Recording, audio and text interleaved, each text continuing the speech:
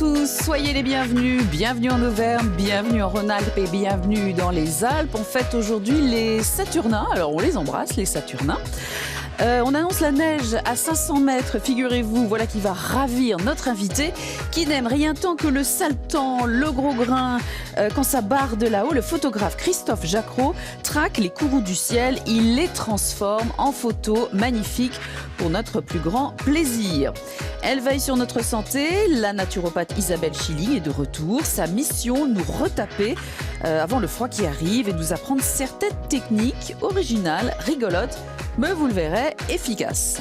Quand le mercure plonge, comment nous habiller pour faire face? Eh bien, nous écouterons attentivement les conseils d'un spécialiste qui nous expliquera la méthode 1, 2, 3 et les erreurs surtout à ne pas commettre pour rester au chaud. Enfin, on se régale, comme d'habitude, avec le chef du restaurant La Marilisse à Annemasse en Haute-Savoie, Larbi Chaleb, qui va nous faire valser des coquilles Saint-Jacques. On va se régaler, c'est sûr. La météo...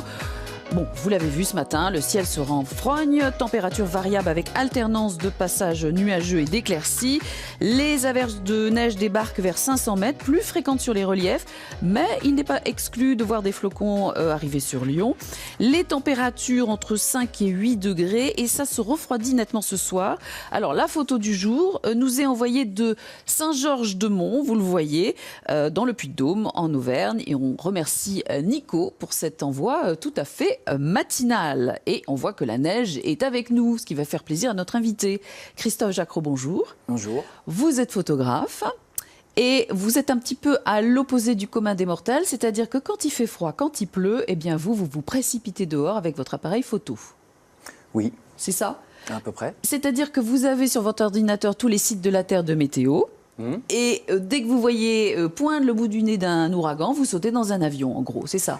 C'est à peu près ça. C'est à peu près ça. Un peu plus compliqué, hélas, mais c'est à peu près ça. Je schématise. Ouais. Ah, il se trouve que vous venez de poser votre sac chez nous, dans la Drôme, à Die. C'est ça? Pourquoi donc Die? C'est une longue histoire, un peu familiale. En fait, on cherchait à s'installer, se partager entre Paris et la campagne. Mais la campagne me plaisait moyennement, près de Paris. Et puis, ayant passé une partie de mon enfance près de Grenoble, l'appel de la montagne, de la neige s'est imposé. Qui arrive, elle vous fête aujourd'hui. Alors, voilà. Votre actualité, c'est la sortie d'un très beau livre, Snior, dont on va parler. Mais tout a commencé avec une histoire de pluie. En fait, vous êtes photographe depuis pas si longtemps que ça. Au départ, vous faisiez des films, c'est ça? Et vous vous êtes reconverti dans la photo et on vous a passé commande de photographie de Paris au printemps, c'est ça? Paris, en fait, c'était pour un guide touristique interactif sur Internet. Il y avait 600 endroits à photographier. Il y avait un impératif, c'est qu'il y ait du soleil. Il fallait qu'il y ait une ambiance ensoleillée. Or, ce printemps-là, c'était un printemps bien pourri, comme souvent à Paris. Et c'est comme ça qu'est venue l'idée d'un contre-pied, Paris sous la pluie. Plutôt que de le faire sous le soleil, comment ça me fatiguait. Donc c'est là que votre histoire d'amour avec la pluie va démarrer. Alors, sans plus attendre, on va voir des images, bien sûr. On va voir ces images magnifiques parce que vous êtes tombé amoureux de la pluie. Alors, quand je fais pas de photos et qu'il pleut, je peste comme tout le monde. Oui. Quand je sors de chez moi, je vais faire une course ou autre, je peste comme tout le monde. Mais par contre, si je me mets dans ma peau de photographe, là, effectivement, ça commence à m'intéresser. En fait, ce qui m'intéressait, ce par quoi j'ai voulu commencer sur Paris, c'était... Je me rendais compte que Paris sous la pluie, il y avait un univers visuel, il y avait des couleurs, il y avait une atmosphère, il y avait une lumière qui m'intéressait et que je trouvais très intéressante et qui méritait d'être exploitée. Alors, une lumière et puis les gens qui courent, on voit beaucoup de femmes avec des talons qui courent, avec des parapluies. Oui, parce que sous la pluie, les gens, ils traînent pas, ils flânent pas, ils courent. Donc c'est joli. Voilà. Et vous dites aussi, il y a un côté romantique de la pluie, cette espèce d'isolement qui, d'un coup, tombe sur la ville. Ça vous plaît? Moi, dès que j'arrive à planter une atmosphère un peu dramaturgique ou cinématographique ou en tout cas narrative, et qui fait marcher l'imaginaire, moi ça m'intéresse. Alors, je ne sais pas si là-haut, on peut m'envoyer, on a sélectionné une photo de pluie. Je crois que c'est une photo que vous avez faite à Bangkok derrière une vitre. Et alors, elle a une histoire, cette photo, parce que je crois que vous étiez dans votre chambre d'hôtel. C'est à Hong Kong, pardon. Hong Kong, d'ailleurs, je confonds. Et on va voir les gouttelettes d'eau. Ouais. Voilà. Alors, on dirait un tableau abstrait. Racontez-moi l'histoire de cette photo. Oui, alors ça, c'est effectivement Hong Kong. Donc, j'avais déjà commencé à faire ces effets où vous avez le décor qui est derrière, qui se mélange avec la pluie, qui glisse sur la vitre, et c'est pas facile. Et donc, c'est un hôtel qui venait d'ouvrir, un hôtel de 35 étages. Et donc, comme il venait d'ouvrir, il était à moitié vide encore. Et donc, du coup, j'ai demandé à la réceptionniste, voilà, j'ai expliqué mon histoire. Elle a dû me prendre pour un fou. Oui, certainement. Mais elle était adorable, très serviable là-bas. Et elle m'a fait visiter plusieurs chambres. Donc, on est monté au dernier étage, je crois que c'était 35, c'était trop haut. Je dis, un petit peu plus bas. Donc, on est descendu au 31. C'était encore un peu haut, donc je faisais mon cadre, quoi. Voilà. Et donc, finalement, je crois que c'est au 21e ou 22e que je me suis posé. Et la chambre était rikiki, c'était la plus petite de l'hôtel. Mais vraiment, il y avait 20 cm autour du lit, quoi. Donc en fait, j'ai dû monter sur le lit, j'étais debout sur le lit, c'est pas très stable, pour pouvoir faire ces photos. Et je suis resté donc 2 semaines dans cette chambre. Et il y a cette photo mythique, qui est devenue très célèbre. Et voilà. Voilà. On va peut-être voir maintenant des images de neige, Christophe, parce que après la pluie, enfin, vous continuez toujours à courir après la pluie, les typhons, mais voilà, on les voit en ce moment qui défilent. J'ai fait un mélange de votre dernier livre, Snior, que vous avez fait en Islande, 6 voyages pour ramener 36 photos. C'est pour expliquer le temps que vous passez à capturer un cliché. Parce que nous autres, on est là avec nos appareils et tac, tac, tac, mais vous, non. 7 voyages même. Oui, parce que je cherche des choses très précises. Je partais en Islande que quand il y avait une certitude de mauvais temps pendant 2-3 jours sur une zone précise. Donc un coup au nord, un coup à l'est, un coup au sud, voilà. Donc, et je partais, quelques jours à chaque fois, faire mes images. Et je rayonnais pas plus qu'autour de 50 km de mon hôtel. Vous avez un coup de cœur pour l'Islande parce que les photos sont absolument somptueuses. Les téléspectateurs sont en train de les découvrir. Pardon, on a mélangé. Je vous corrige tout le temps. Oui. Non, vous avez raison. C'est en Sibérie, ça, ce que je vois. Après, c'était la Sibérie. On a commencé par l'Islande et on a mis la Sibérie. On a fait un blow de neige. On a fait un joli paquet cadeau. D'accord, ça, c'est l'Islande. Voilà. Et alors, comment ça s'est passé avec l'Islande? Vous dites quand même, c'est rude. En fait, l'Islande, c'est pas si froid que ça. Il fait pas moins 30. Par contre, le temps change énormément. Il y a beaucoup de vent. C'est un pays très venteux. De par sa situation géographique entre la douceur océanique et le froid arctique, les dépressions se forment ou passent souvent par l'Islande et donc il y a du vent. C'est un pays de vent. Du vent. Alors j'imagine que vous avez très souvent froid. Donc on s'est dit comment on peut lui faire plaisir, comment on peut l'aider pour nous ramener d'autres belles photos. Eh bien on a fait appel à notre naturopathe Isabelle Chili qui va arriver sur ce plateau. Voilà, Isabelle, naturopathe, au-dessus de Grenoble. Christophe Jacquot, grand traqueur de clichés de froid sur le globe. On a pensé à Isabelle pour nous donner des petites recettes pour se réchauffer. Exactement. Alors, je vais vous présenter aujourd'hui l'épinette noire. Donc, c'est une huile essentielle qu'on trouve facilement en magasin bio, en pharmacie. Et donc, elle a les propriétés d'être tonifiante et stimulante.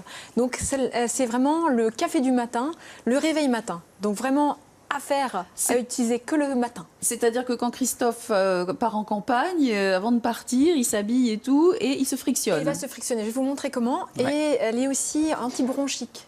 Donc ça peut être pas mal pour tout ce qui est bronchite, sinusite, tout ce qu'on peut attraper avec le froid.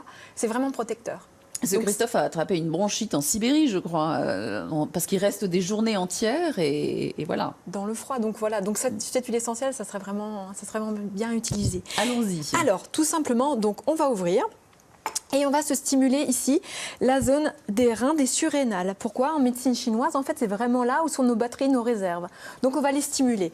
Donc je vais mettre de l'huile essentielle, soit pure, mais là, il faut que la peau supporte, soit diluée avec un peu de l'huile végétale, comme de l'huile de sésame ou de l'huile d'amande.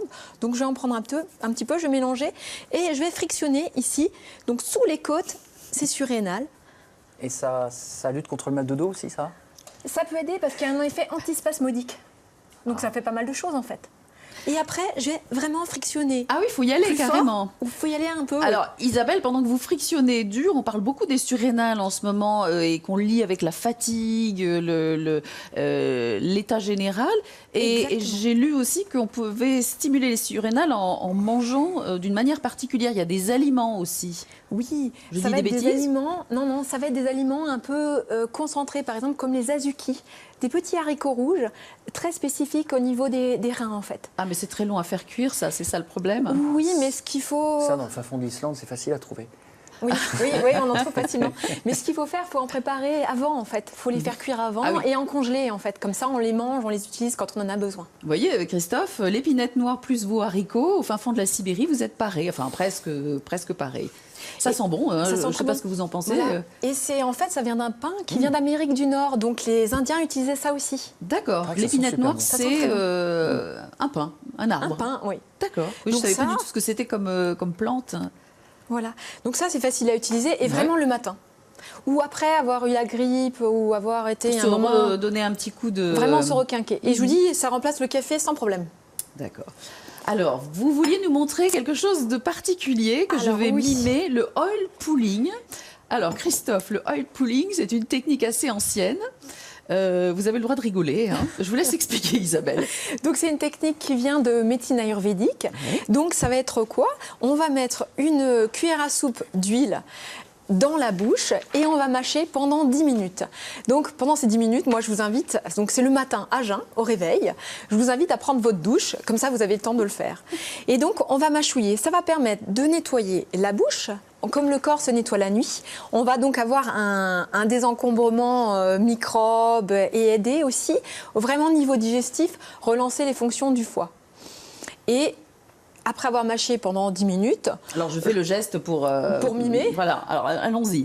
voilà, et donc après avoir mâché pendant 10 minutes, vos muscles aussi ont bien travaillé et le corps il sait qu'il va y avoir un repas qui va venir. Voilà, comme Valérie fait, voilà, c'est vraiment comme ça qu'il faut faire. Et on fait vraiment passer l'huile partout. Et donc là, votre corps, il sait qu'il va y avoir un repas, parce que vous allez faire le repas après, il va savoir qu'il y a un repas, donc tous les organes vont être prêts pour la digestion. Et donc, il faut bien mâcher, vraiment dans tous les sens. Et c'est super aussi pour des gens qui ont des problèmes inflammatoires dans la bouche, donc des aftes, des gingivites. C'est vraiment le reflet aussi de nos intestins. Donc c'est vraiment par là aussi que peuvent rentrer les microbes. Donc c'est pas mal à faire le matin. Donc 10 minutes. Oui, vous pouvez recracher. J'essaye de faire ça élégamment. J'ai une petite pensée pour Alain Faurite lors de l'émission du Beaujolais Nouveau qui a, avec beaucoup aussi. d'élégance, craché. Donc ça y est, moi aussi. Merci fait. Isabelle. Et donc on peut utiliser, en général ce qui est conseillé, l'huile de sésame. On peut aussi utiliser l'huile de coco, même l'huile d'olive, ça va très bien. Et puis vous nous avez, alors mais je vous assure que c'est assez efficace parce que Isabelle m'avait donné la technique et je le fais tous les matins. Alors ça me permet d'être silencieuse face à mon mari qui trouve que je parle tout le temps. Là pour le coup on peut pas parler. Il faut pas donc oublier de surtout pas avaler l'huile. avaler. Voilà. Voilà. Vous nous avez pour terminer amené une petite boisson réchauffante. Oui, alors je vous ai amené du yogiti. Donc ça, c'est à base d'épices. De la cannelle, la cardamome, du clou de girofle, le gingembre. Et ça va être vraiment réchauffant. Donc il y a le yogiti classique qu'on va trouver en magasin bio. Et il y en a également Atma. C'est un producteur Local. qui est local, qui est à Domaine, donc pas loin d'ici, qui fait aussi toute une variété de thé comme ça qui vend au sachet. Et donc ça, c'est très digeste et ça aide aussi à se réchauffer. Quand on est comme ça dans des endroits où il fait très froid, c'est vraiment bien de pouvoir boire ça. Bon bah. Pendant que Isabelle sert le yogiti, moi je vais vous parler d'un reportage qu'on a trouvé du côté de Besançon, puisque on travaille sur le thème du froid, de la frilosité. Et Isabelle, vous le savez, en fait, contre le froid, il faut essayer de pas trop se couvrir et de pas toujours rester dans le chaud. Alors on a trouvé quelqu'un qui est allé même à l'extrême. C'est un monsieur qui pratique une méthode de yoga, le yoga Tumo. Et vous allez voir, il va jusqu'à se baigner dans la glace. Et ça, c'est du côté de Besançon. Et je précise que le monsieur est professeur en sciences de la vie. Voilà, donc il est tout à fait sérieux. Le yoga Tumo, pour se réchauffer. Et non, cet homme n'est pas en train de fendre du bois comme tout le monde, mais de la glace. Cette nuit, il a fait moins 11 degrés et sa piscine n'était plus vraiment praticable.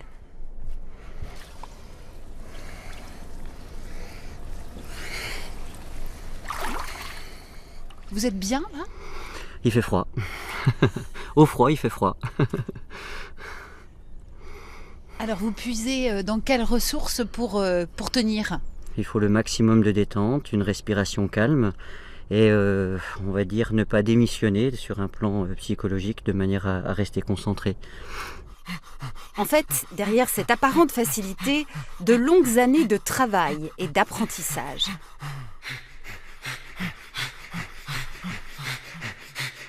Enseignant-chercheur en sciences de la vie et de la santé, Benjamin Bernard a choisi en 2006 d'ouvrir un centre d'art traditionnel et culturel orientaux où il pratique une discipline dérivée du yoga, le Tummo, autrement dit la thermophysiorégulation. En un mot, pour pas se geler, faut respirer. L'oxygène est un élément essentiel pour, on va dire, ce qui s'appelle la thermogénèse, c'est-à-dire la création de chaleur au sein du corps. Donc pour que l'oxygène puisse venir facilement à l'intérieur du corps, il faut utiliser ses muscles pour justement respirer et non se contracter. Chauffage, climatisation, trop de confort tue l'effort et rend notre corps physiologiquement paresseux. Alors oui, la piscine gelée, ça pourrait être un jour à notre portée. Oui, tout à fait. Voilà. Alors, je précise que notre intrépide collègue clermontois Jérôme Doumingue va tester dans quelques jours ce yoga du froid. Eh ben, Jérôme, je vous souhaite beaucoup de courage et on fera un débriefing après. Alors, maintenant, on va se rhabiller parce que c'est bien beau d'être tout nu dans la neige, mais il faut savoir s'habiller pour lutter contre le froid. Il faut éviter de faire des bêtises. Et pour ça, c'est notre séquence démo maintenant avec un spécialiste. J'appelle Damien. Damien qui vient avec les bras tout à fait chargés. Bonjour. Damien, Christophe, Isabelle. Bonjour. Alors Damien travaille dans un magasin qui est tout à fait spécialiste du froid, de la montagne et des vêtements tout à fait techniques. Tout à fait, Ah, donc voilà. le vieux campeur. Alors Damien, aujourd'hui on va parler de la méthode 1, 2, 3. 1, 2, 3, comme les 3 couches à respecter quand on veut avoir chaud l'hiver. Donc on va avoir une première couche qui va être le sous-vêtement à même la peau. Alors, on les a classés dans l'ordre pour essayer d'être... Tout à fait. Voilà. On va trouver des sous-vêtements ici. Ils Ouais. peuvent être en laine, ils peuvent être en synthétique. L'idée, c'est d'avoir chaud et de laisser la peau respirer. Je vous ai amené un exemple d'un sous-vêtement très très chaud d'une marque suédoise que vous pourrez essayer si vous voulez, qui est juste ça là. y est, hein, je vais... On va essayer oui, de- je suis là pour essayer. Hein.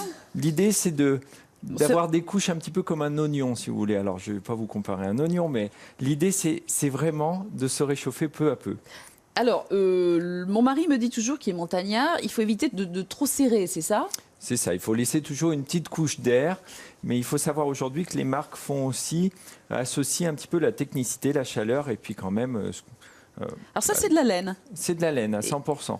Ça gratte pas, oui, non, Non, c'est bien, pas du ça tout. va. C'est ok, bon, ben voilà, ma première couche. Et ça, je le mets à même la peau? Vous mettez ça à même la peau, alors celui-ci est assez spécifique, il peut être porté avec un petit sous-vêtement de confort, si on veut. Il est déjà bien chaud, hein, Christophe. Je sais pas comment vous vous habillez. Ben, la technique de l'oignon. La technique de l'oignon, 1, 2, 3. 1, vous 2, 3, connaissez 4. 1, 2, 3, 4. Voire un 2, 3, 4, voilà.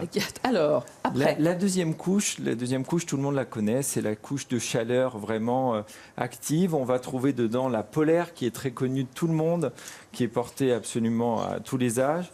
Ok. Donc Allez. cette polaire, on va la mettre directement au-dessus du sous-vêtement. Au-dessus. Allez, c'est parti. Au niveau coloris, Damien, c'est pas la Saint-Valentin. Hein.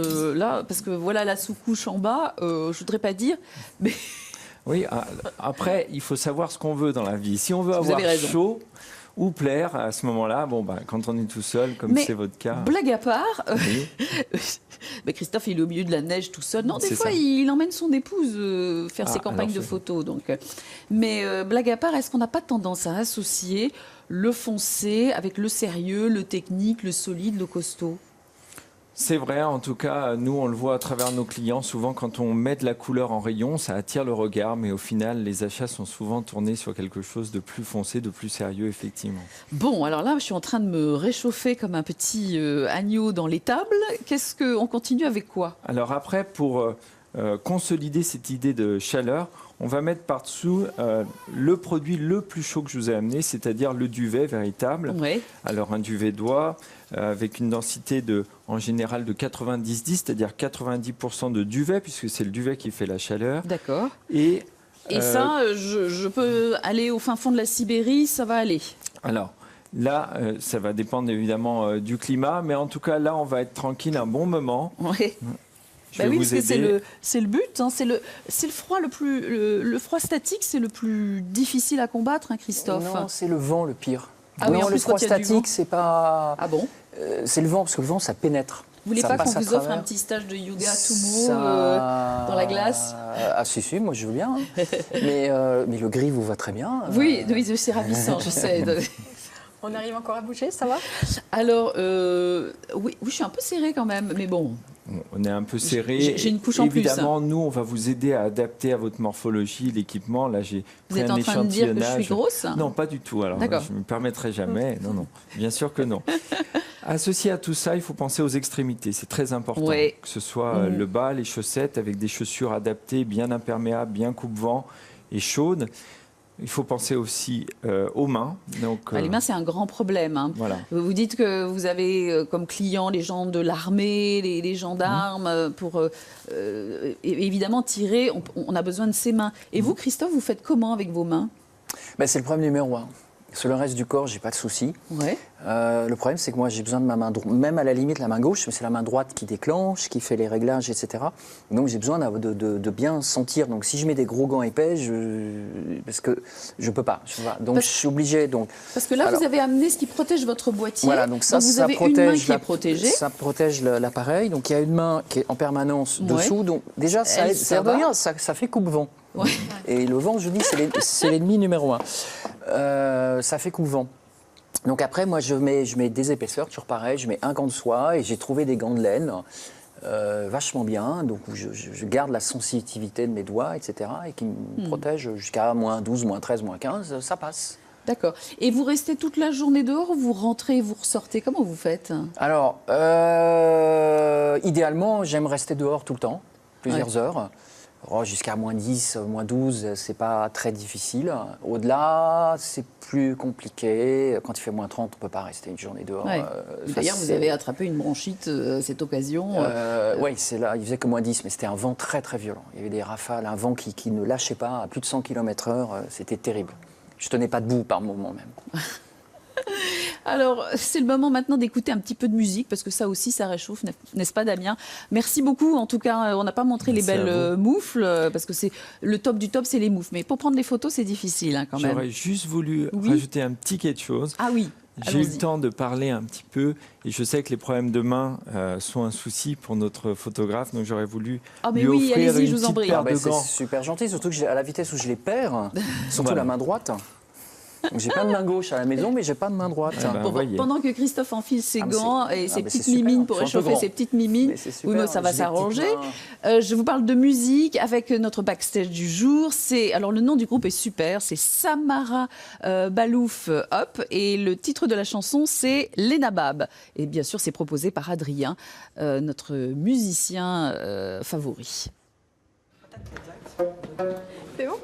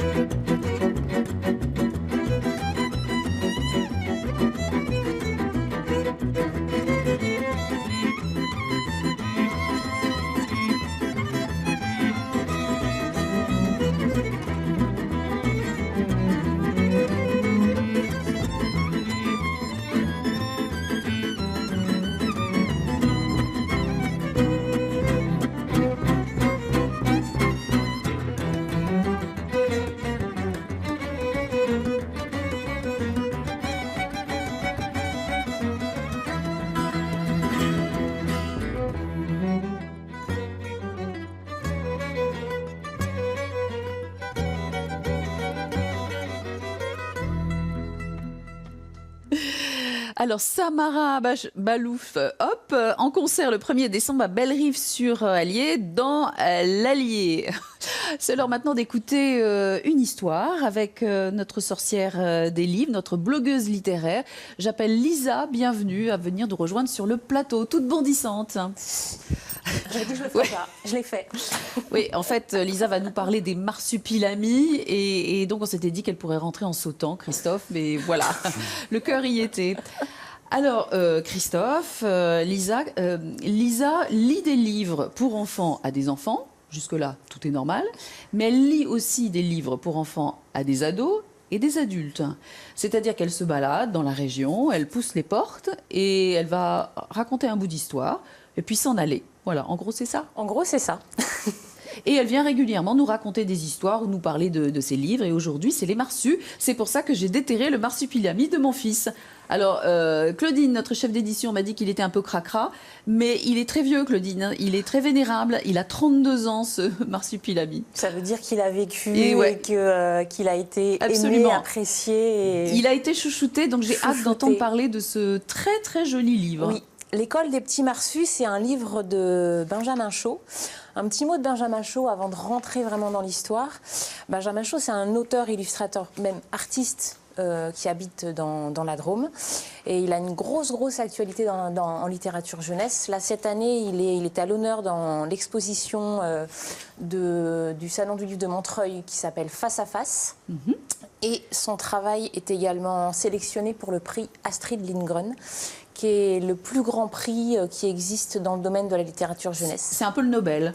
C'est presque le Nobel de la littérature jeunesse. Et voilà, financièrement, il y a une récompense qui est juste après celle du prix de littérature jeunesse. Et Astrid Lindgren, c'est la créatrice de Fifi Brin d'Acier, qui est quand même une petite fille très très libre. Et vous savez ici mon attachement à la liberté. Oui. Et donc c'est très important dans le domaine de la littérature de jeunesse et d'enfance. Voilà. Alors vous nous faites un petit bout de lecture ? Oui, je vais lire un petit peu le début. Et pendant que pendant que la caméra de notre ami caméraman va suivre Cyril, excusez-moi Cyril, j'ai pas bu de yogiti, c'est pour ça que j'ai perdu la mémoire, va suivre ce que vous dites et puis on va voir aussi des images de votre livre. Allons-y. C'est le petit matin dans le nid des marsupilamis. Comme tous les jours d'école, le réveil sonne trop tôt et trop fort. Encore endormis, les petits marsus font leur toilette. L'eau fraîche, c'est bien, ça nettoie et ça réveille. Comme tout le monde dans toutes les maisons du monde, les petits marsus mangent vite. Vite, vite, leur petit déjeuner. De préférence pas avec la queue et sans en mettre partout. Parce qu'il ne faut pas arriver en retard, ils finissent de se préparer en vitesse. Un dernier bisou, une dernière bouchée avant de partir et tipi-tipi-tap. Ils descendent l'escalier en trottinant. Et ils vont à l'école. Alors, le charme opère très très vite. Est-ce que je peux vous demander quelle est la réaction des adultes quand vous leur lisez les marsus qui bondissent comme ça, qui vont à l'école ils vous regardent d'un drôle d'air ou... En fait, ça rappelle, c'est toujours la même chose, ça rappelle à l'enfance, ça rappelle au marsupilami de Franquin, qui est quand même ce personnage... joueur, sautillant, qui aime ses enfants, qui aime la famille, qui aime manger, qui aime boire, qui aime dormir, qui aime les histoires. Qui est tendre. Qui est tendre. Et un personnage hédoniste. Ouais. Voilà, moi je pense que c'est ça. En fait, il recherche, il est dans une quête permanente du bonheur. Il fait attention aux siens. Et c'est pas du tout un comportement égoïste. Hein, c'est au contraire, c'est un choix de vie.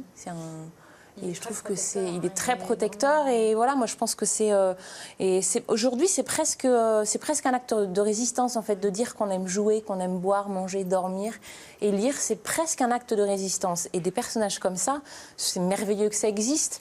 Et voilà, Benjamin Shaw, c'est un très très bel hommage à la BD au BD de Franquin. Et cet ouvrage a été fait est un hommage, a été fait avec Isabelle Franquin entre guillemets. Avec son autorisation, parce qu'il fallait l'autorisation pour reprendre ce joyeux personnage. Christophe, oui. Ça vous dit... J'étais Tintin, moi. Et Marsupilami, non, ça vous plaît pas? C'est pas que ça me plaît pas, je connaissais pas, c'est pas mon univers. Moi j'étais Tintin, j'adorais Tintin. Oui. Astérix aussi. Voilà. Mais moi je trouve que le Marsupilami, il vous irait bien, parce qu'il est libre, il voyage. Et Tintin aussi. Tintin aussi, ouais. Mais Tintin, il est carré. Oui, mais vous aussi, vous êtes très carré, c'est vrai. Le côté journalisme au moins, parce qu'il Ouais. était journaliste, Tintin, hein, puis il réglait des problèmes, etc. Mais voilà. Bon, après, j'ai connu les opinions de Tintin, c'est une autre histoire, mais... Ça, c'est toujours le problème de la mise en contexte et avec le recul de l'histoire.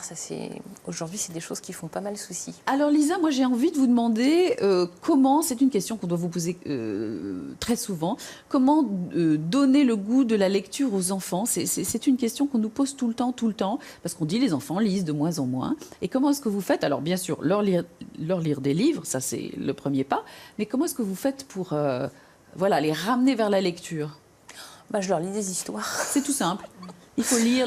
Ben oui, après, je sais pas si je donne le goût ou si on donne le goût. Enfin, je lis parce que j'aime lire. Et puis moi, il y a des adultes, il y a des enfants qui n'aiment pas lire, mais je connais personne qui n'aime pas les histoires. Et Oui, voilà, ça, c'est d'abord, vrai. ce qui nous nourrit, ce sont les histoires, et qu'elles soient racontées par quelqu'un, qu'elles soient entendues sur un CD. Ou on se nourrit d'histoires. On est des êtres faits d'histoire. On en a déjà parlé.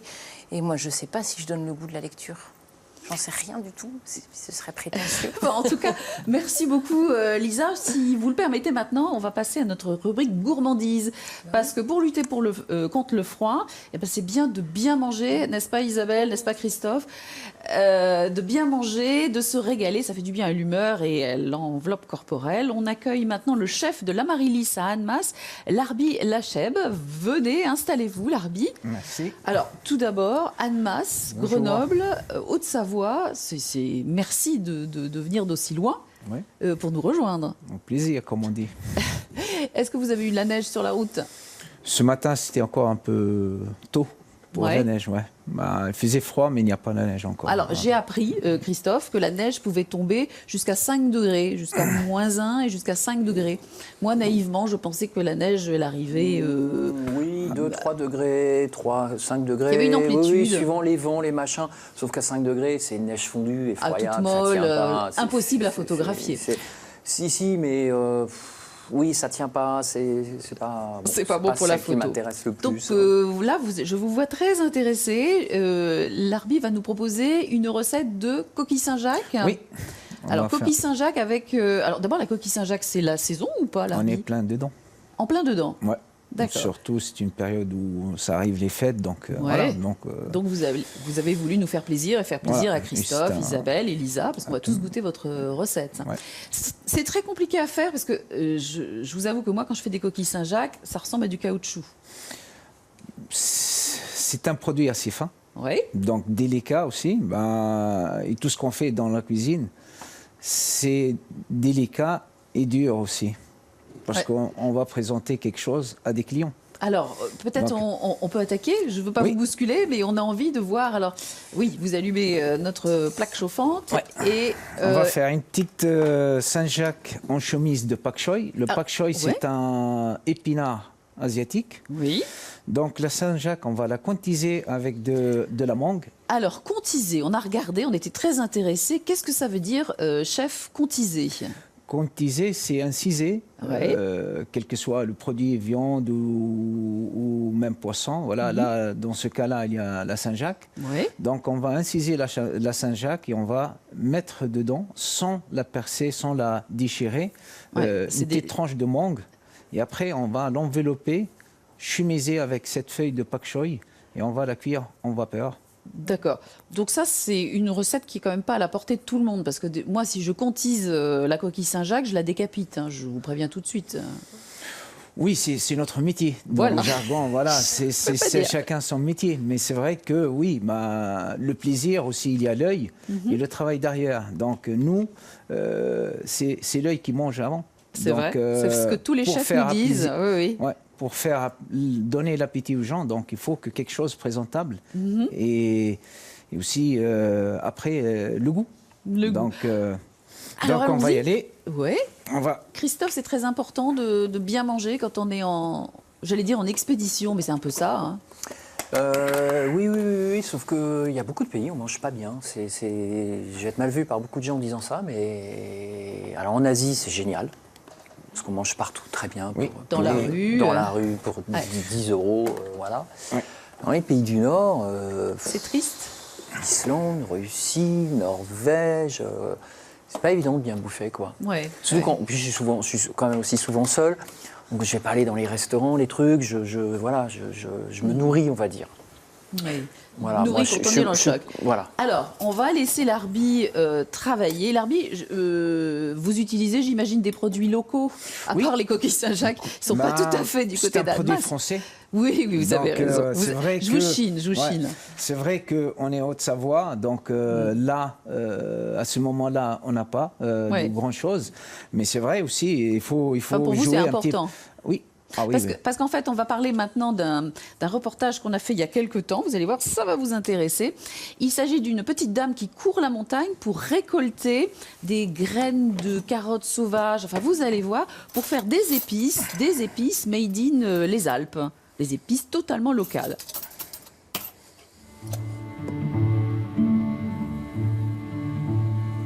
Nous sommes tous des chasseurs-cueilleurs. C'est dans nos gènes. Isabelle me l'assure, il suffit d'un peu de curiosité pour réveiller cet instinct. Ça, c'est des graines de carottes sauvages, ici, là, voilà, que j'ai récoltées juste en froissant. Voilà. Ça, c'est de la carotte. Ouais. Si tu déterres la racine, c'est une petite carotte minuscule, très dure. C'est l'ancêtre de la carotte cultivée. Ça, c'est une carotte, là. Ah. Okay. Ah ben voilà, celui-là. Isabelle cueille aussi les baies du genévrier.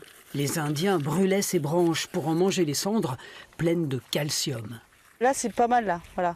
Quand elles ont atteint cette maturité-là, c'est très bien. Voilà, comme ça, là. Genévrier, carotte et cynorrhodon, le rosier sauvage ou gratte-cul et sa pulpe riche en vitamine C. On en fait des confitures très célèbres. Et toi, tu l'utilises? Et moi, je l'utilise en épices, voilà. Parce que c'est un côté très fruité. Ça fait une belle couleur aussi. Pour concocter son poivre des Alpes, Isabelle achète aussi à Xavier, son maraîcher bio de Sassenage, quelques piments de Cayenne. Avec les carottes et le fenouil, du carvi, le cumin des prés, Isabelle crée son mélange de graines sauvages.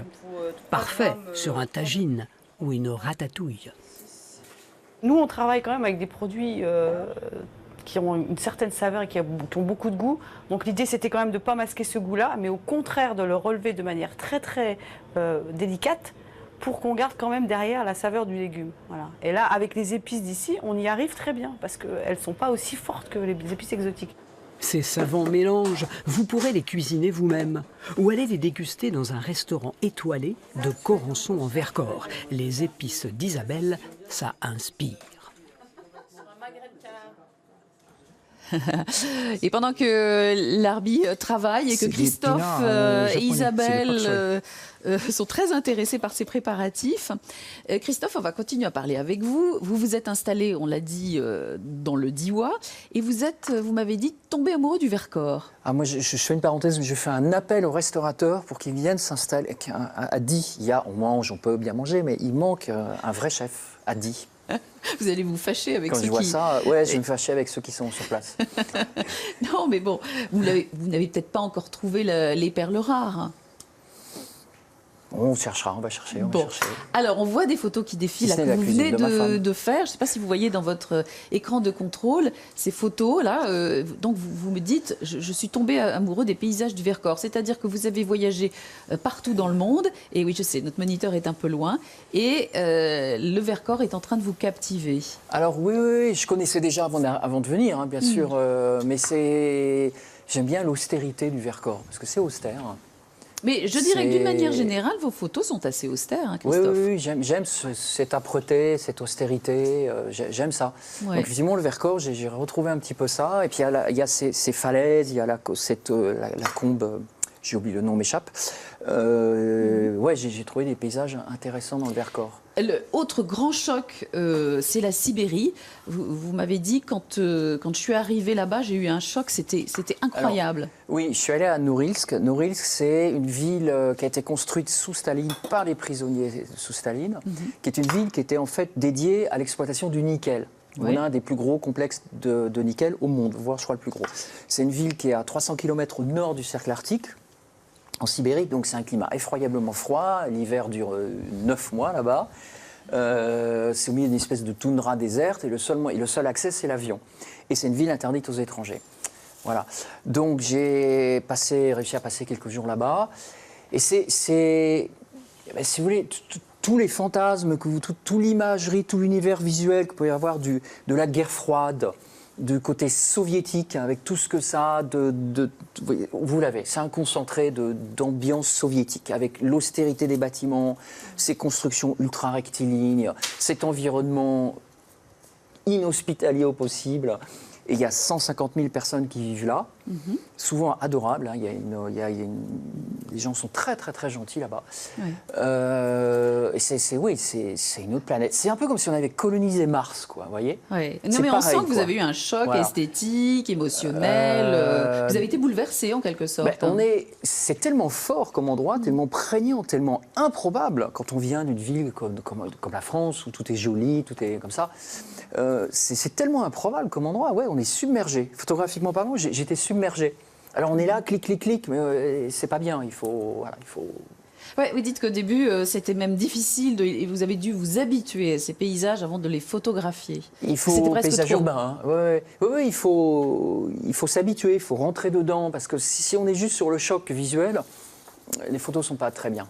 Alors, pendant qu'on parlait, regardez-moi ça. L'Arby s'est activé et c'est absolument magnifique.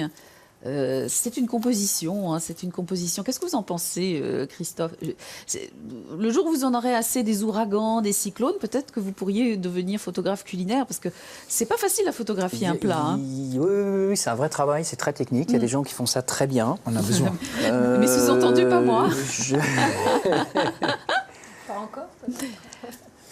Mais je crois que c'est encore... L'assaisonnement, ça va être de l'huile de mandarine. Oui, allez-y. Oh, huile de mandarine. Voilà, donc on porte l'huile d'olive à 40 degrés. Ouais, je m'approche de vous parce que je vais sentir l'huile de mandarine.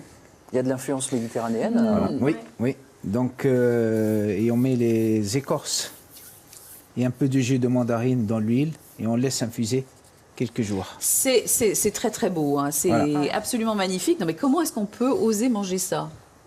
C'est fait pour manger. C'est fait pour manger. Et donc je crois qu'il va falloir y aller. Est-ce qu'on a prévu une petite cuillère, une petite fourchette, chef? Oui, chef. Et ça, qu'est-ce que c'est? Ça, c'est magnifique une dentelle. Dentelle à l'encre sèche. Voilà. Donc c'est fait avec l'huile, farine et eau. Merci. C'est délicieux. Puis c'est joli. Allez-y, Christophe. Allez-y, Isabelle. Et ça, c'est des chips, des racines. Voilà. Chips de racines. Ouais. Bon, je vais amener une assiette. Hop là. Tiens, Cyril. Pour Lisa. Et Christophe. Merci. Je vous laisse goûter. Oh là là. Oui. Vous allez découvrir l'art difficile de déguster en télé, parce que c'est complètement acrobatique. Hein, voilà. Et on est censé avoir l'air intelligent, mais il faut quand même goûter pour faire plaisir à l'Arby qui... Écoutez, je suis étonnée de la... Oui, je veux bien de l'aide. De la rapidité avec laquelle vous avez assemblé ce plat. Ça appelle un bon petit vin là-dessus. Ah oui. Alors. On sent bien la mandarine. Oui. On sent bien l'huile. Oui. Mandarine.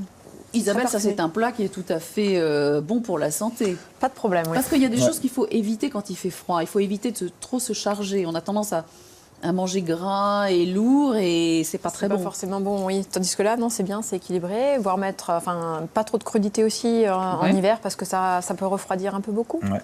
Mais là, c'est très parfait. bien, c'est des petites touches. Là, et donc ça, c'est une chips de pané. Le pané. Non, écoutez, alors moi j'ai juste goûté parce que je vais lancer dans quelques instants les sorties de Nathalie. Et pendant que... Alors, je vais y aller parce que j'ai hâte de goûter. Qu'est-ce que vous en pensez, Elisa? C'est super bon. Alors moi j'ai pas de fourchette, j'ai pas pu goûter. Voilà. Alors, goûtez la chips à l'encre de sèche et les légumes racines. Et moi, pendant ce temps-là, je vais lancer l'agenda des sorties de Nathalie Christ. Vous allez voir, c'est un agenda très lumineux, aussi lumineux que Nathalie. Tout de suite, l'actualité des spectacles, c'est complètement allumé et ça met de la couleur dans vos yeux et dans votre cœur. This is Major Tom. Houston, we have a problem. No worries, Major. It's December 8th. La fête des Lumières de Lyon. C'est la magie dans Lyon, avec une cinquantaine de créations lumineuses pour la fête des Lumières. 4 nuits féeriques du 7 au 10 décembre.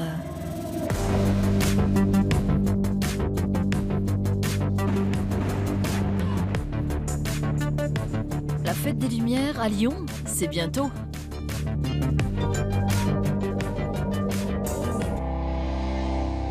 D'ici je vois et je ne fais rien. D'ici je vois et je ne dis rien. Il vous kidnappe l'âme. C'est Yaros. Et c'est la fin. D'ici je vois demain. Il jouera le 1er décembre à la Roche-Blanche, dans le Puy-de-Dôme.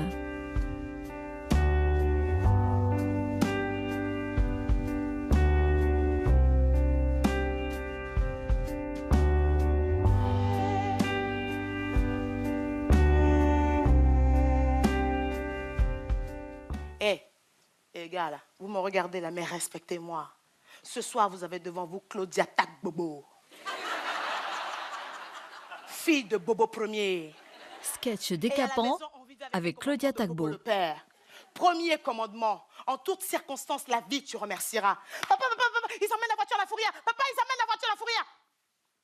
Eh ben, c'est pas grave. Comme ça, elle sera bien garée. Elle jouera le 28 novembre au Théâtre de Grenoble. On retrouve tout de suite celle qui décape. Le mercredi, c'est Valérie Chastelan. Voilà, et pendant on est en train de croquer le plat de Larbi, qui est absolument délicieux, ça, chips de racines, alors de topinambour, c'est ça? Non, c'est de racines. C'est délicieux, c'est l'heure du jeu. Alors, le jeu, Christophe, c'est une question très compliquée, mais je vais vous demander de ne pas intervenir. Snjor, en islandais, ça veut dire blizzard, tempête ou neige. Si vous avez la réponse, vous filez sur notre site aura.france3.fr, rubrique jeu, et vous suivez le mode d'emploi et vous gagnez le magnifique livre qui vient de sortir de Christophe Jacquereau, Snjor. Voilà, et on vous remercie beaucoup Christophe parce qu'il est absolument splendide. Tout le monde me demande si ce sont des photos ou des tableaux. Elles sont magiques et envoûtantes, vos photos, vraiment. Snjor, on prononce. Pardon? Snjor. Ah, Snjor. Pardon, c'est Snjor. Donc on gagne encore une fois. Snjor. On va s'entraîner d'ici la fin de l'émission. Maintenant, il est temps de reprendre contact avec l'actualité et les titres qui vont être présentés dans nos 3 antennes, Lyon, Grenoble et Clermont. Et pour ça, j'accueille Daniel Despin. Venez, Daniel.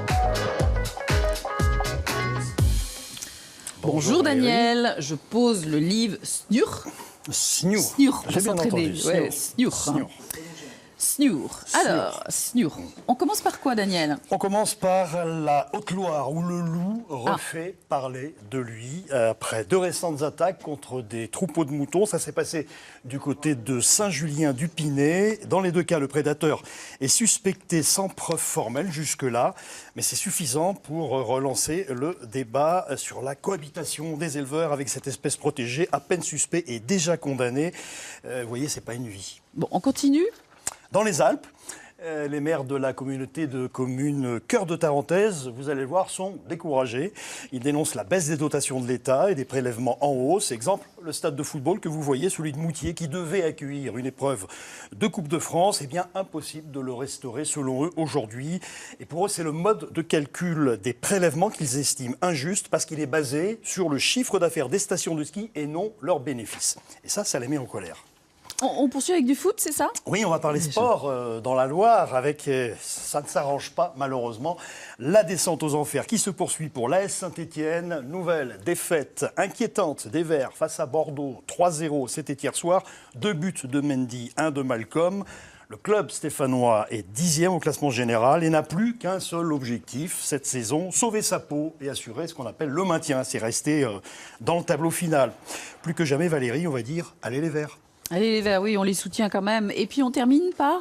Alors je rappelle d'abord que vos éditions régionales, c'est à 12h et 19h. Et puis je vous rappelle aussi qu'il y a un site internet d'information en continu où l'info est mise à jour régulièrement. C'est très important. C'est le site aura.france3.fr dans lequel je vous invite à lire 2 informations, l'émouvant message de la maman de Maëlys, cette petite fille disparue lors d'un mariage il y a 3 mois déjà à Pont-de-Beauvoisin, lors d'une fête de mariage, c'était il y a 3 mois donc, et puis la neige, vous la verrez sur notre site, qui fait son apparition, et Dessiennes, dans le Cantal et le Puy-de-Dôme, puisque des transports en commun sont d'ores et déjà contraints, bloqués pour certains. La neige qui revient un peu partout, dès aujourd'hui, encore plus dans la nuit de mercredi à jeudi.